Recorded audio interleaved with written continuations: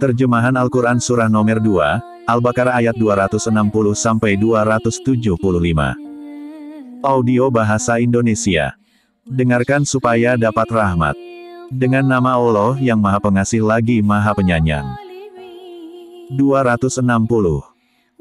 Dan ingatlah ketika Ibrahim berkata, "Ya Tuhanku, perlihatkanlah kepadaku bagaimana Engkau menghidupkan orang mati."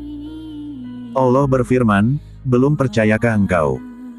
Dia Ibrahim menjawab, "Aku percaya, tetapi agar hatiku tenang, mantap."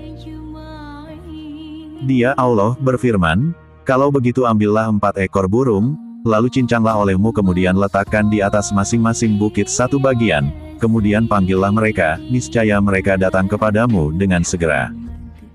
Ketahuilah bahwa Allah Maha Perkasa, Maha Bijaksana."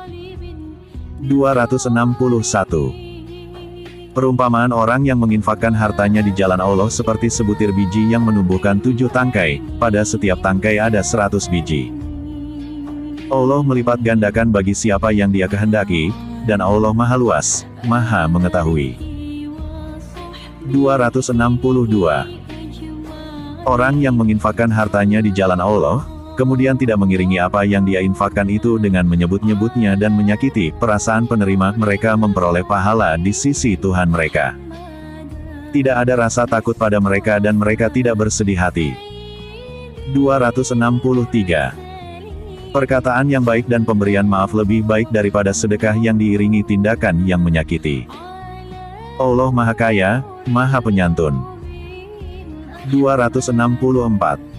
Wahai orang-orang yang beriman, janganlah kamu merusak sedekahmu dengan menyebut-nyebutnya dan menyakiti perasaan penerima, seperti orang yang menginfakkan hartanya karena ria, pamer kepada manusia dan dia tidak beriman kepada Allah dan hari akhir. Perumpamaannya orang itu, seperti batu yang licin yang di atasnya ada debu, kemudian batu itu ditimpa hujan lebat, maka tinggallah batu itu licin lagi. Mereka tidak memperoleh sesuatu apapun dari apa yang mereka kerjakan. Dan Allah tidak memberi petunjuk kepada orang-orang kafir. 265. Dan perumpamaan orang yang menginfakkan hartanya untuk mencari ridha Allah dan untuk memperteguh jiwa mereka, seperti sebuah kebun yang terletak di dataran tinggi yang disiram oleh hujan lebat, maka kebun itu menghasilkan buah-buahan 2 kali lipat. Jika hujan lebat tidak menyiraminya, maka embun pun memadai. Allah Maha melihat apa yang kamu kerjakan. 266. Adakah salah seorang di antara kamu yang ingin memiliki kebun kurma dan anggur yang mengalir di bawahnya sungai-sungai? Di sana dia memiliki segala macam buah-buahan, kemudian datanglah masa tuanya sedang dia memiliki keturunan yang masih kecil-kecil. Lalu kebun itu ditiup angin keras yang mengandung api, sehingga terbakar.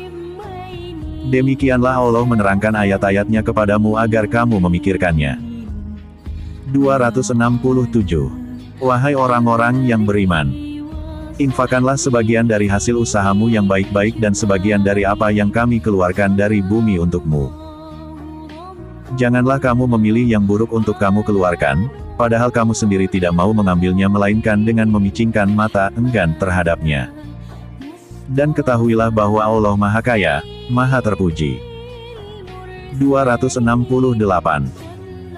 Setan menjanjikan, menakut-nakuti kemiskinan kepadamu dan menyuruh kamu berbuat keji, kikir, sedangkan Allah menjanjikan ampunan dan karunia-Nya kepadamu. Dan Allah Maha Luas, Maha Mengetahui. 269. Dia memberikan hikmah kepada siapa yang Dia kehendaki. Barang siapa diberi hikmah, sesungguhnya dia telah diberi kebaikan yang banyak. Dan tidak ada yang dapat mengambil pelajaran kecuali orang-orang yang mempunyai akal sehat. 270. Dan apapun infak yang kamu berikan atau nazar yang kamu janjikan, maka sungguh, Allah mengetahuinya. Dan bagi orang zalim tidak ada seorang penolong pun.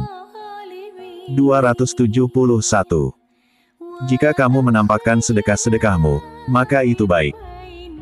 Dan jika kamu menyembunyikannya dan memberikannya kepada orang-orang fakir, maka itu lebih baik bagimu dan Allah akan menghapus sebagian kesalahan-kesalahanmu. Dan Allah Maha teliti apa yang kamu kerjakan. 272. Bukanlah kewajibanmu, Muhammad, menjadikan mereka mendapat petunjuk, tetapi Allah lah yang memberi petunjuk kepada siapa yang Dia kehendaki. Apapun harta yang kamu infakkan, maka kebaikannya untuk dirimu sendiri. Dan janganlah kamu berinfak melainkan karena mencari ridha Allah. Dan apapun harta yang kamu infakkan, niscaya kamu akan diberi pahala secara penuh dan kamu tidak akan dizalimi, dirugikan. 273.